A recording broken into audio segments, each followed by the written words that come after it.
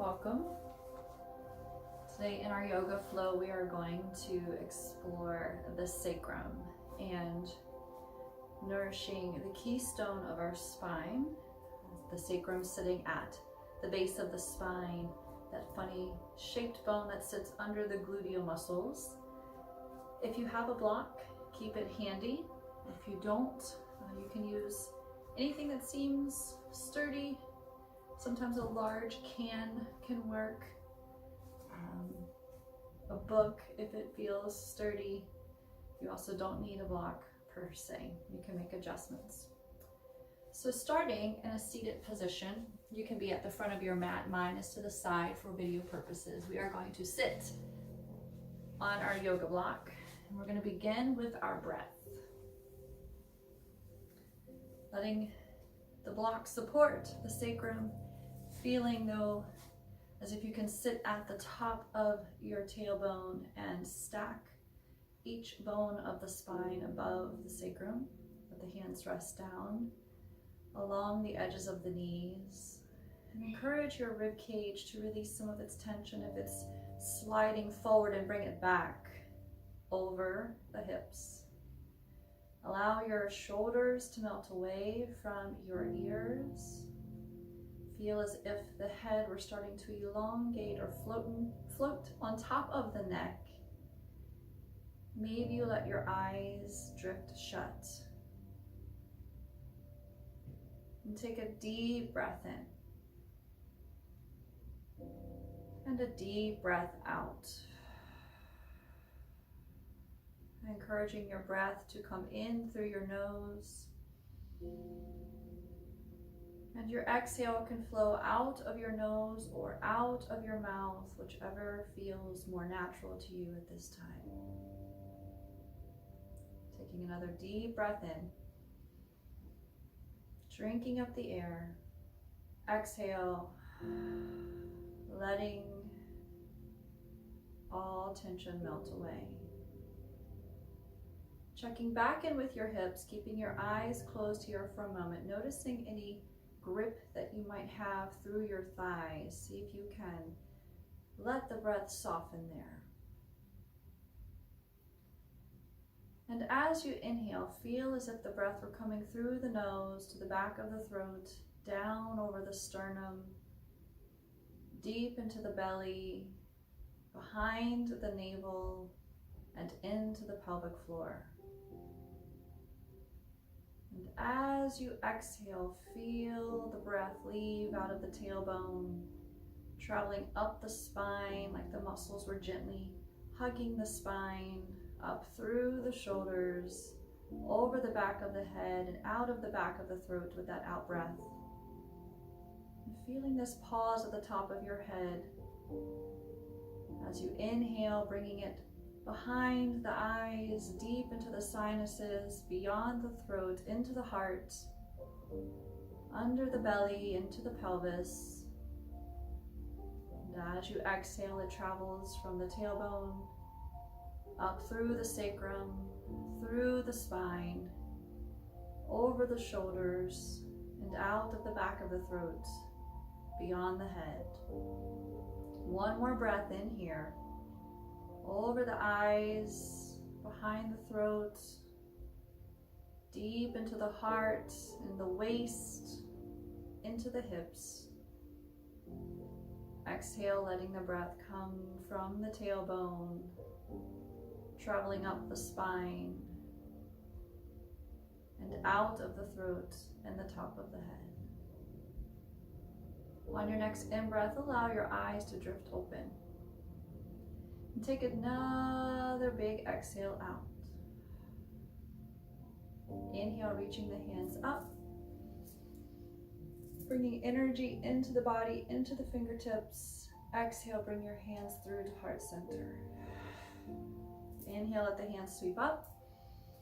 As the hands travel up, the breath travels down into the depths of the belly.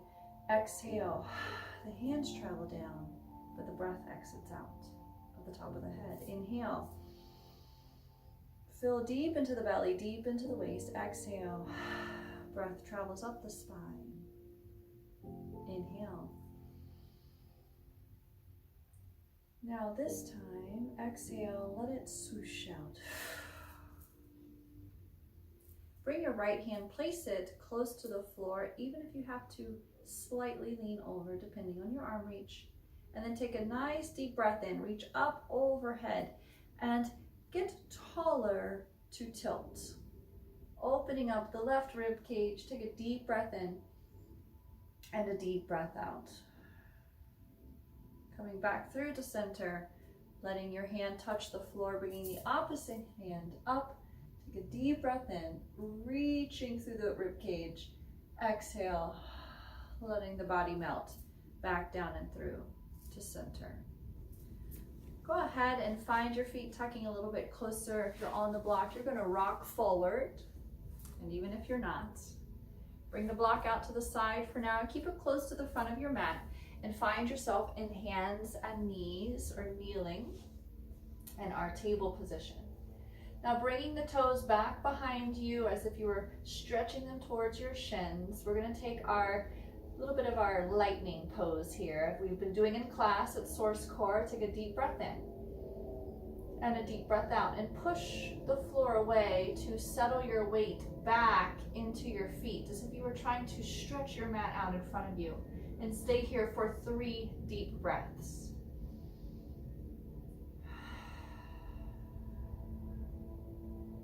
Drinking the air into the back of the lungs and sighing it away. Letting the foot stretch, feeling that movement start to happen as you breathe in and breathe out. Rocking forward again, back to the hands and the knees. Give yourself an inhale to cow and an exhale to cat. Coming back to neutral, preparing for another round of breath, stretching into the feet, opening up that solid, sacred base of our temple, the foot. You may choose to once again push the mat away and simply bring a little bit of weight back into your feet, feeling your arches stretch, preparing that discussion between the arch of the foot, diaphragm of the pelvic floor, and again, the sacrum's role in balancing the sides of the hips. Now, you may stay where you are, or to intensify this, you can bring your hands into your hip crease and give yourself levity over your hips and take a deep breath in and a deep breath out. Trying to bring your ribs over your hips instead of thrusting your heart forward. Make your spine a strong column. One more breath in here and a breath out. Bringing your hands sliding back down your thighs, walking your hands out to hands and knees. Take the feet up. Give them a wiggle and a stretch. We're going to go for one more round, bringing those toes back into the earth, all 10 toes. Maybe you need to even reach back there and encourage the pinky toe to participate. I just came back from a hike up a mountain and my toes were in my hiking shoes. So the pinky toe's like, yeah, we like being tucked in. Come back to hands and knees. Give me an inhale into that cow, exhale into the cat. Staying in cat, push the mat away. Maybe you stay here, stay low and keep stretching your feet in this position. It might be enough for your body. Or maybe you walk your hands to your thighs. And here you may stay. Or if you would like to deepen the stretch, if it's comfortable for you, you may take the hands into prayer, press the palms away and arms overhead. Take a deep breath in and out. Notice here your ribs may want to flare. Encourage them to stay down as you breathe in to the back and exhale. One more deep breath in and deep breath out. Bringing the hands down if they were extended overhead, hands to the thighs, slide them back down to the floor. Go ahead and bring your body weight into your knees, lift your feet up, touch your toes together, widen your knees to about the width of your mat. Sit the hips back, walk your hands forward into child's pose, allow your head to rest. Now here, if it's difficult to get to child's pose, A block comes in handy. We want those hips to get low. Maybe you need to bring a block to your forehead so that your head has a surface to rest upon, and encourage your hips to settle down towards the heels. Taking a deep breath into the back and exhale. Another deep breath in and a deep breath out. One more deep breath in and deep breath out. Walking your hands up into position and bringing your knees together. Remove the block. Walk your hands forward. Position your heart between the windows of your arms. Step the right foot out. Bring the left foot out to meet it. Now, if holding the high plank is difficult, please rest your knees to the floor. Taking a deep breath in and a deep breath out. Breathing in and breathing out. Everyone, meet me on your knees, just floating them gently to the floor, and encourage your arms to bend towards your sides, bringing your chest wall to the floor, and then pull the mat under you to lift your heart, settle your belly to the earth, flatten out your feet so the tops of your feet touch, lengthen out the back of your neck, looking out about a foot in front of you on the floor, keeping your hands close by your side, and elbows as well as if they were tied behind your back, opening your chest wall. Take a deep breath in and a deep breath out. Keep breathing. This is an antidote to slump asana, that figure our spine starts to make as we sit at a desk or in a car all day, and we hunch. Bring vitality back into the extension of the spine. Take a deep breath in and a deep breath out. Lowering the chin towards the floor, pressing the floor away, finding yourself floating back, tucking your toes under, but we're not going to stretch those feet this time. We're going to stretch the legs up and back, finding a down dog. Taking a deep breath in and a deep breath out. One more time. Side away.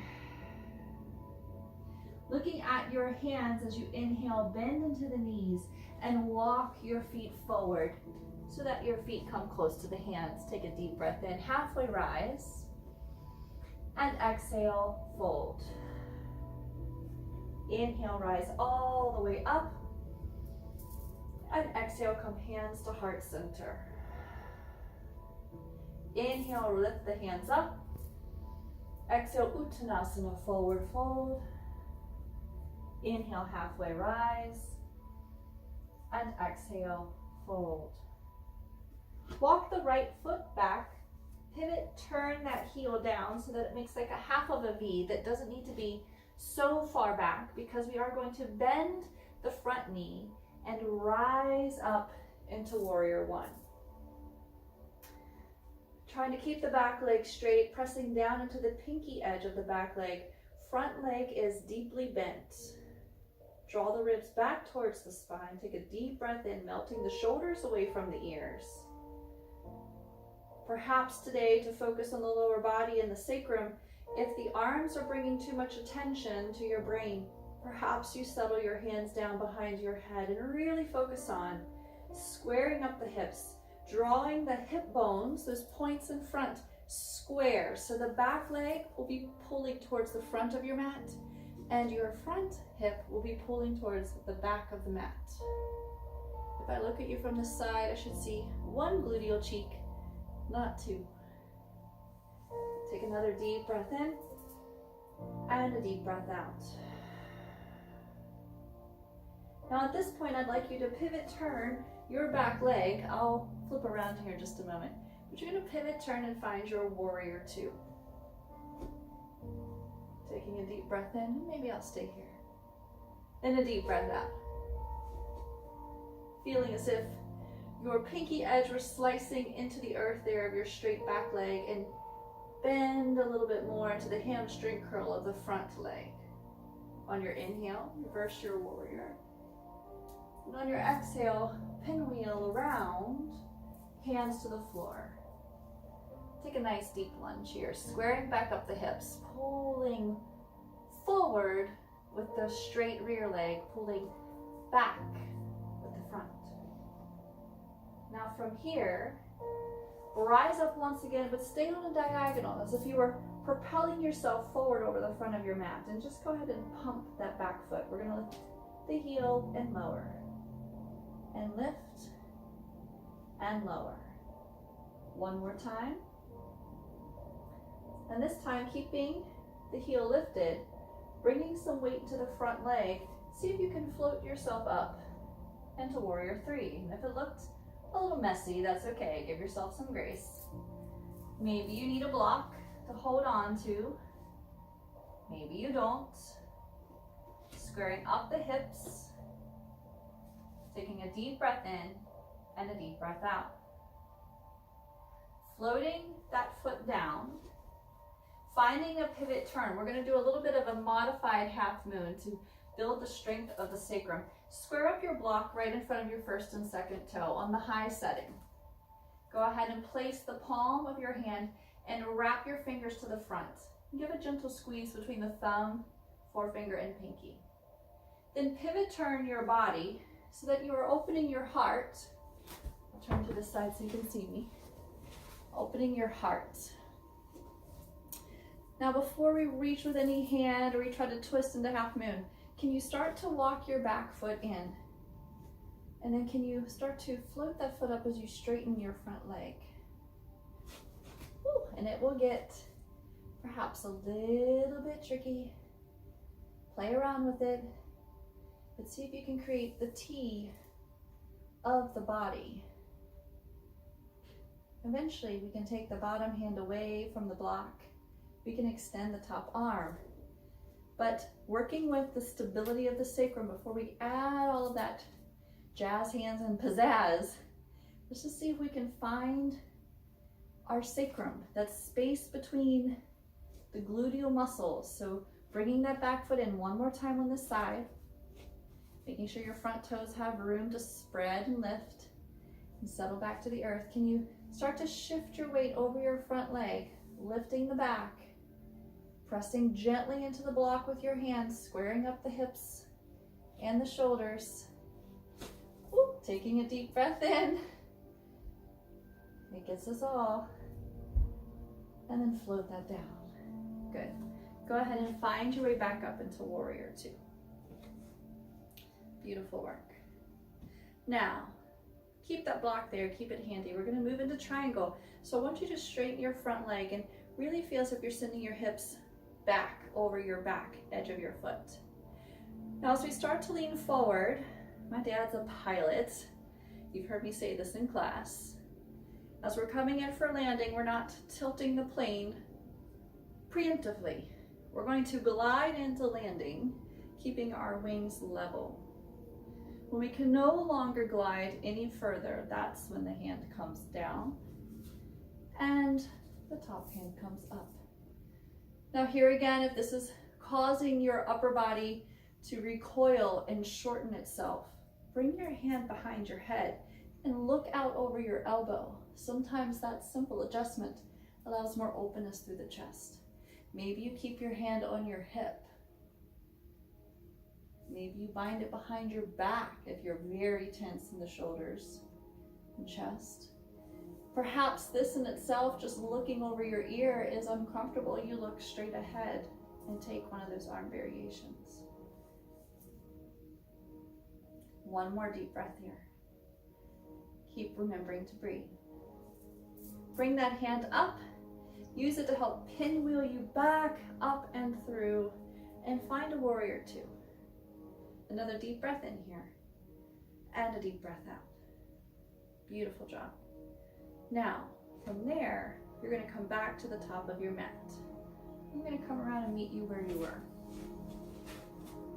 So, stepping the feet in, make them match. Inhale, halfway rise. Exhale, fold the body. Inhale, reach all the way up. And exhale, come back to hands to heart center. Inhale, reaching the hands up. Exhale, fold the body. This time, as you inhale, halfway rise, and then replant the hands, let's step the left foot back. On that small 45-degree angle, bending into the front leg, keeping the feet kind of close, no need to make it a split, walking the upper body up into warrior one. The back straight leg is going to pull forward at the hip bone, and the front hip is going to pull gently back. So I like to tell my classes, imagine you have googly eyes on the fronts of your hips, and we don't want them to be googly, or if you will, more googly. Keep them squared up. Ribs stay into the spine. And we're breathing. Take another deep breath in, and a deep breath out. Find your way pivoting into warrior two. You can spread your stance here a little bit. The hips are open. Those eyes of the hips are facing the long end of your mat. Take a deep breath in and a deep breath out. Recalibrate to that breath, sipping through the heart, into the waist, all the way to the pelvis. Exhale, feeling the hug of the muscles around your spine as the breath exits. On your next in-breath, take your body into reverse warrior. That back hand sliding down the thigh, top hand reaching up and over. On your exhale, sweep it around all the way through, drawing your abs away from your front thigh to pivot into that low figure here. So that lunge.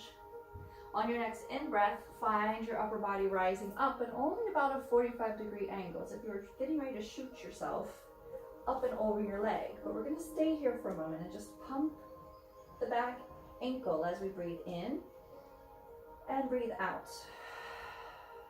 Breathe in and breathe out. One more time, breathing in. As you breathe out, can you push the floor away and find yourself floating to warrior three? And again, maybe you need your block. Maybe you don't. Trying to square up the hips once again. I like to think of the back floating leg pulling that inner thigh towards my pubic bone and really reaching through my back heel. Can I have all 5 toes heavy to the floor? And now float it down. Staying there, getting ready to pivot into our half moon. Keep your block close to your toes, but not crunching them. Go ahead and pivot the body open so those hip bones come facing the long end of the mat again. And you're pressing it down. We're not collapsing into the thigh. Kind of scooping it up and away. And then bring that back foot in a little bit closer, until you feel like you could extend the front leg. And you might find, and I mentioned I just went hiking, that one side tends to cooperate more than the other side. And that's okay. Float back down as you need. We're going to try it again. Remember, you can bring your hands to your hip, or hands behind your ear, but I find that for more balance, hand at the hip is always better here. But you're going to find opportunity for growth on each side. On the other side, I had no trouble getting up, but more difficulty staying up. On this side, it's more difficult to get up, but once I'm there, I can stay here with more ease. So as a student of my body, I just observe, refrain from judging or attaching negative labels, and just often in my mind I think, I'm listening. What is my body trying to say? Float that foot back down if you haven't already. Go ahead and pinwheel up to your warrior two. Take a deep breath in. Let your breath just roll any tension off. That's half moon pose is difficult. Now from here into our triangle pose, let's take that front leg straight. Send those hips back over the pinky edge of your back foot and find your airplane wings. Now let's come in for landing. So you're going to glide forward, keeping those wings level. When you can reach no further through the waist, you can bring your hand to the block, to your shin, to the floor. And then float the other hand up. Now again, we want to keep the hips open and forward towards the long end of the box or mat, as well as the chest. So if this causes you to shrink in the chest, shorten the arm. Try to open the heart. Maybe even bring it behind you. And again, the option to look up is an option. You can always look forward. For some, you might even find it feels delicious to look down. It really opens up those neck muscles. It's not incorrect, it's just different. Wherever you are, bring that hand up for just a moment, using it to help pinwheel you up on your next inhale.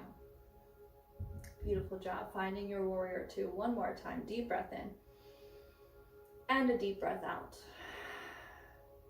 Now we're going to go right into a wide angle pose.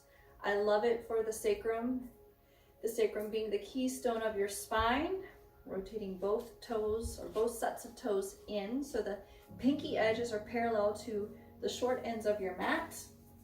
Bring your block to the center. Now we're going to try two variations of this. One's going to be super wide. One's going to be a little more narrow. So if you are hypermobile like myself, bendy, Gumby, we're going to play around with angles, because the wider stance is actually, in my opinion, often easier for us hypermobile folks. So we need to build stability in our sacrum. So let's bring the hands to the hips.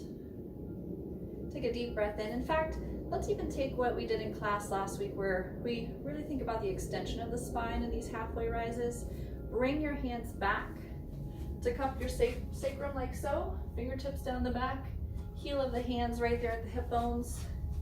And imagine somebody's tied your elbows behind your back. So it's like that 1940s pinup model. Follow me. And now you're going to forward fold. Once you've done that, then I want you to draw the abdominals up and in around the spine. Now, here you can rest the head.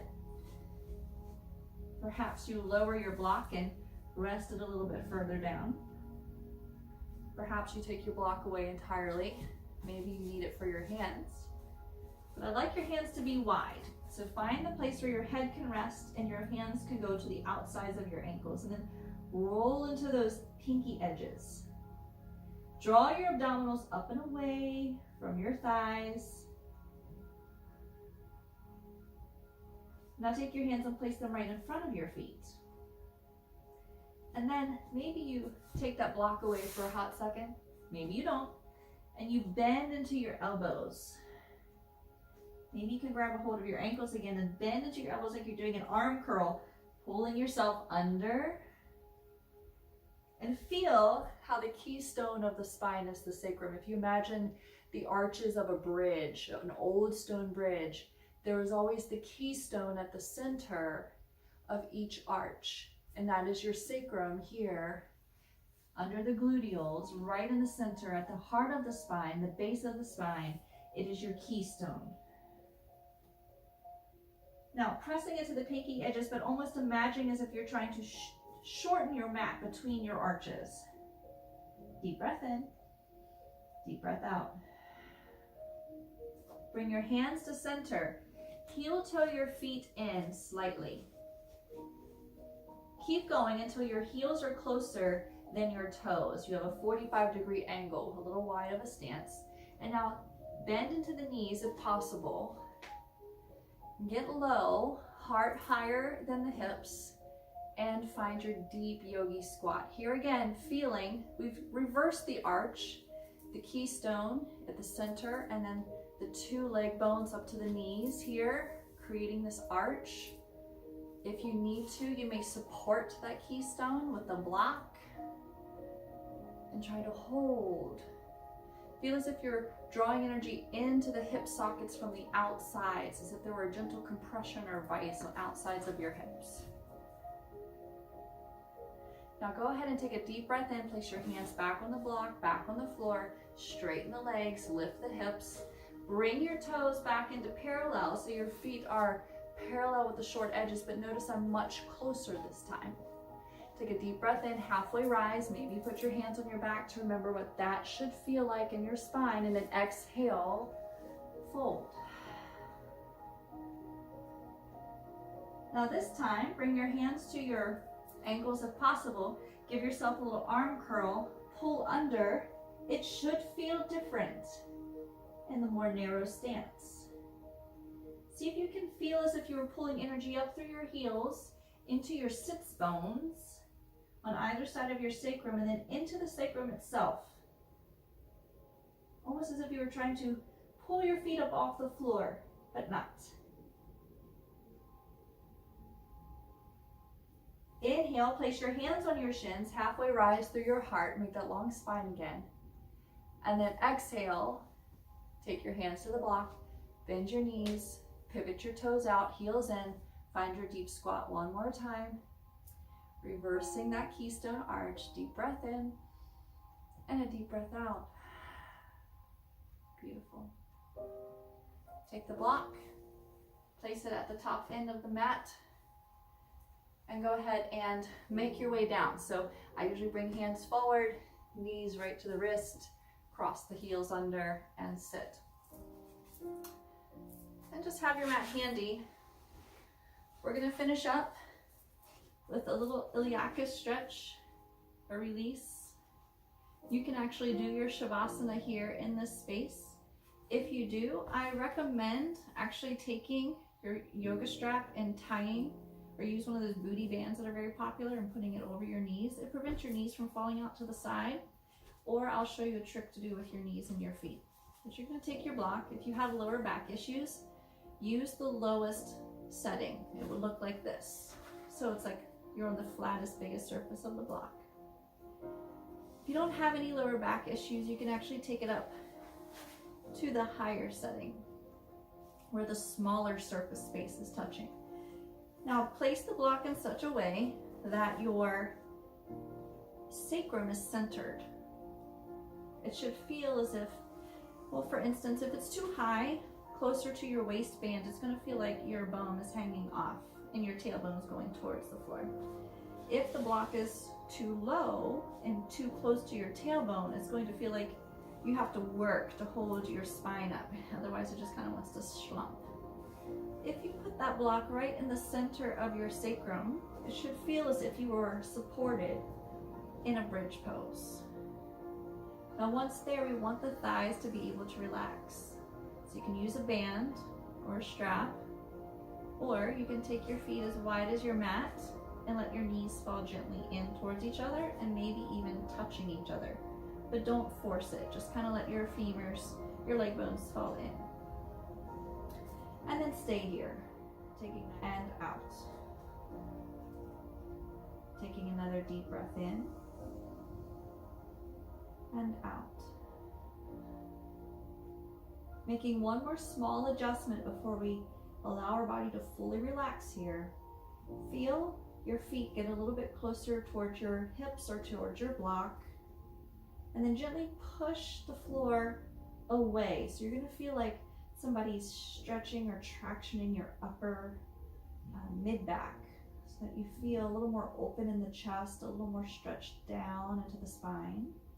Adjust the block a little bit if you need to, and then once again settle the legs into that relaxed position.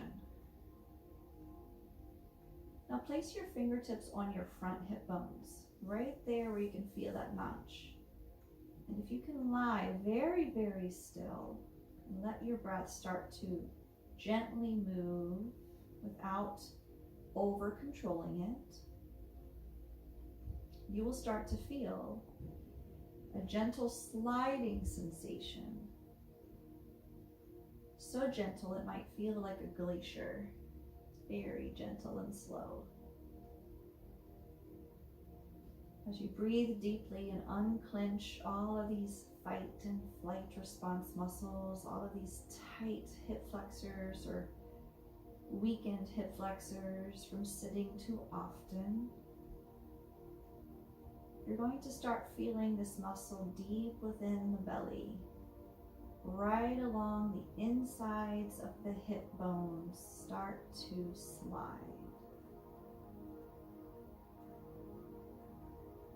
as you feel it starting to slide, encourage your body to stay still,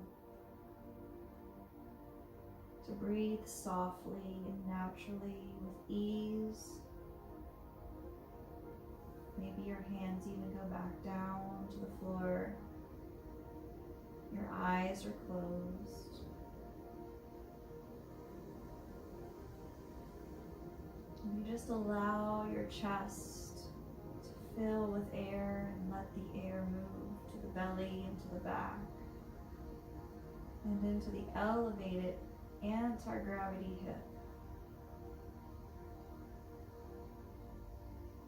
And as you exhale, all of the tension of the body continues to melt away.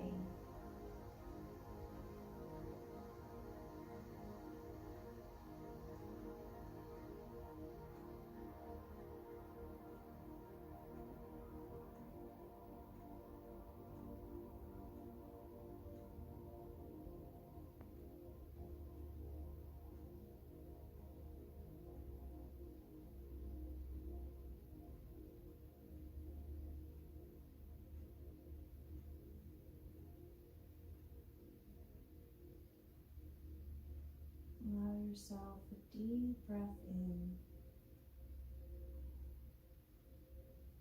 and a deep breath out.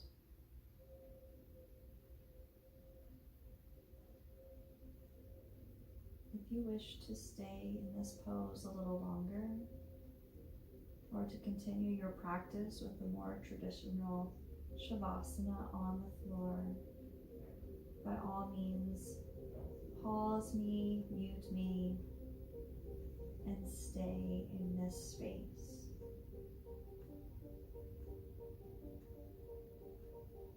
However, if you are ready to come out of this ceiling pose of your practice, or if you are choosing to go to the floor Shavasana and continue your practice, either way, gently square up your feet on the floor, square up your knees to parallel once more. And on your next in-breath, gently press into the floor with your feet so that you can lift your body weight ever so slightly off the block, just enough to slide it away. Keep your hips high. Take another deep breath in. Now exhale, roll down one vertebrae at a time. And before you settle into straight Shavasana, perhaps you allow your knees to just drift both to the left and then both to the right. A little bit of a windshield wiper or whatnot there. And then very gently floating your feet out to the long length of your legs. If you wish to stay in Shavasana, here is your resting place. If you are sealing your practice today, just gently roll to the left side. Let your body curl up into some variation of a little ball. And take a beautiful deep breath in. And sigh it away. And on your next breath, use that hand there, the right hand, to gently push your body weight back up and over your hips to a relaxed seated pose, bringing your hands down to the knees. Take a deep breath in and let it go. Inhale, bring your hands up overhead. Exhale, bring your hands to heart center. We will pause here for 3 breaths of loving kindness. On your first inhale here together, think of an intention or a thought of goodwill first towards yourself. Taking a deep breath in, sending that seed of intention deep into your belly. Exhale, seal it with the hug of your spine. On your next inhale, bring forth an intention for your immediate family or community, those that you're in contact with. Breathe in, give that intention space and strength, and as you exhale, send it forth.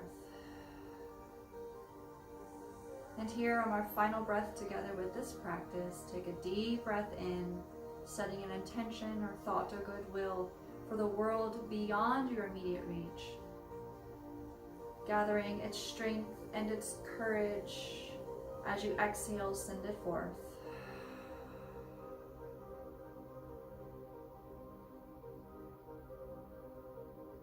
May you find your life full of sukha, joy, shanti, peace.